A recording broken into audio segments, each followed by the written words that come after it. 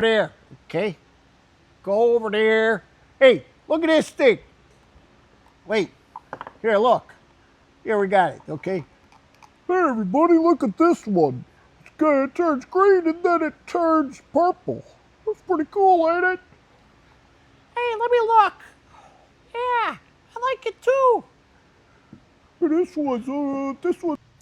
Welcome everybody to our first episode of Gabbing with Gator. I'm Brendan, and this is Mike. Mike is the owner of Gator RC. In our first ever episode, I wanted to bring to you guys the coolest part about this company is a family-run business, family-operated and owned business. I've gotten to see a lot of things behind the scenes that you may not, and I've gotten to know some things you may not.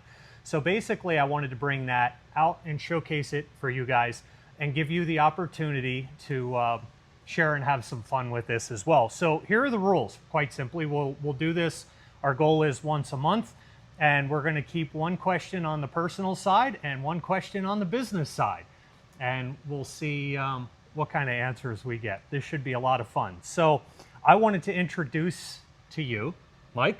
Hello. Owner of Gator RC. Mike, our very first question for you is, how did you become the owner of Gator RC? Oh, wow.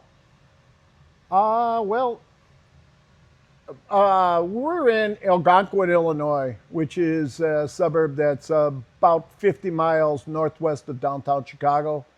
And a friend of I am and still am very involved with the world of pattern, or what's known as F3A, which is the FAI designation for pattern planes and precision aerobatics. Well, I've always been involved with precision aerobatics. A friend of mine, Chris Moon, lived in Algonquin back in like 2003, and then somewhere in around 2007, saw that there wasn't anyone supplying electric parts for F3A airplanes, and F3A airplanes are gravitating from YS engines over to electric, but the main supplier at that time was Central Hobbies to the F3A business, and they didn't want to go electric. Well, everybody was going electric, so Chris, out of need, started F3A Unlimited, which is where our roots are.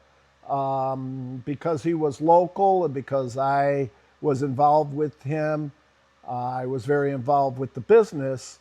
And right about, say, Chris moved about a year later to Leesburg, Virginia, and he's an airline pilot, and through a bunch of circumstances, in order to continue the business, it had to change. So what we did is we took over management of the company in 2010 from Chris, although he owned the company. Well, in 2013, the middle of 2013, I was in the printing industry for 40 years. I lost my job because the company got sold. I was at my age, nobody wanted to hire me. So I put together a plan with my brother-in-law and with my wife to buy F3A Unlimited. Then what happened was in the middle of 2014, which was officially the first year that we took over full ownership of the company, Top RC Model was a new company that was starting with us, and they told us they wanted to do warbirds and then jets. And we were pattern centric. All we sold was pattern planes. We didn't have a warbird to our name in 2000 and the beginning of 2014. Well, long story is that we had to bring up Gator RC as a separate DBA with a separate website to be to focus on the needs of the sport flyers, the scale flyers, the jet flyers, and then all the parts. So Gator RC itself is a company that was started in Pensacola, Florida in the early 70s, okay? So it's actually, their lineage goes back to the original owner, which is Ron Chidgey from Pensacola, Florida. And he was a pattern flyer, but he made special devices. His main products were things like wing adjusters and stab adjusters and stab tubes and Everything based around yeah, pattern everything flying. based on pattern flying. And so we acquired Gator RC in 2007 with part of Chris's. He acquired the business, so we basically just liked the name and a lot of the parts and stuff. So we created Gator RC, and so far it's going well. So a lot of people have asked me as we do different shows where Gator is initially from and if it's from Florida or not because of the Gator. So I'm assuming there was some lineage back to that, but now is they're based at their new warehouse location where we currently are today in Illinois. But wanted to share some story time with you guys as obviously now we have a very deep history and pattern, and then we've expanded into everything else in the Gator line now. So one-stop hobby shop really does cover everything. And pattern, if you guys haven't checked it out, you have to check out the F3A Unlimited website as well. So as always, for you guys checking in, there's links all over the place as we do different videos and things like that. So don't forget to check out both of those websites. You might find something you're really interested in.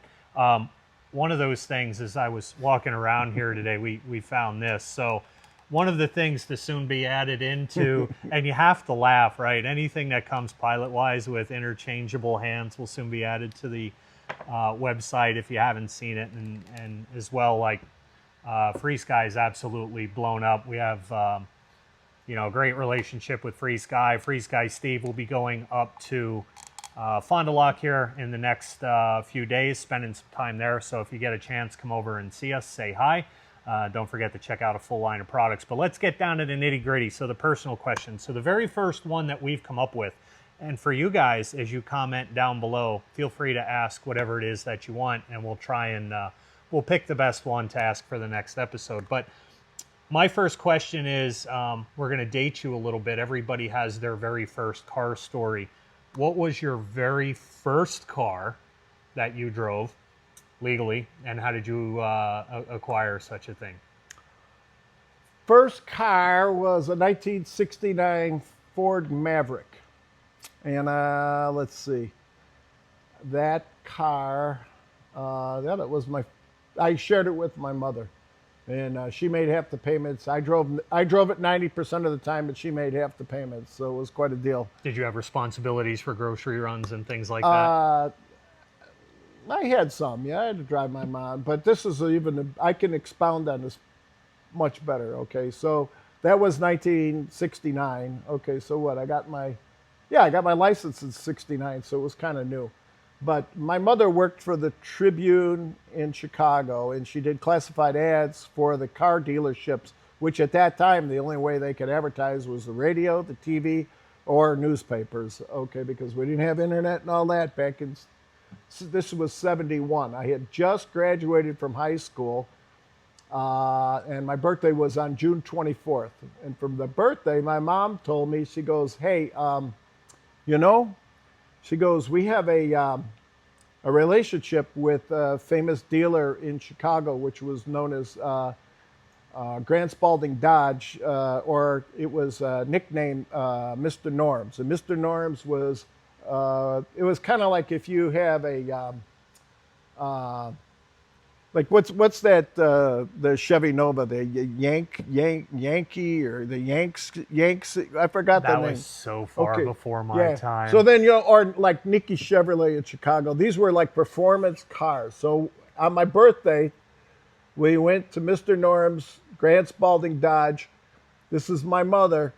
She picked out and said, how do you like this car? And it was a Dodge Demon 340, which was really fast car, and I had just gotten out of high school, and probably before gas guzzler laws. At the age of 18 years old, I owned a car that no 18-year-old should own, and I shared it with my mother. So she was a good mother. I wrecked it for what it's worth. I think we all have that wreck of the but first car I didn't kill anybody. All right. Well, that's a plus. Yeah. So there you go.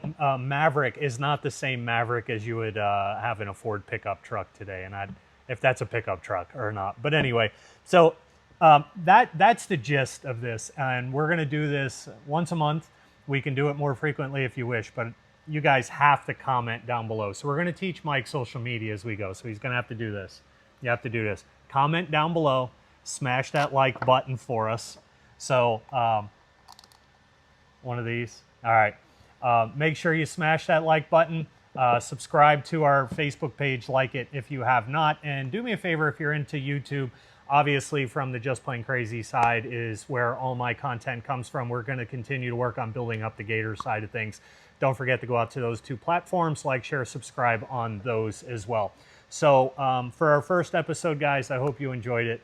This gentleman, his stories are amazing. I absolutely love this. So with that being said, we're also going to teach Mike the see you later alligator, and we'll be out of here. So like this, right? So we'll see you later, alligator.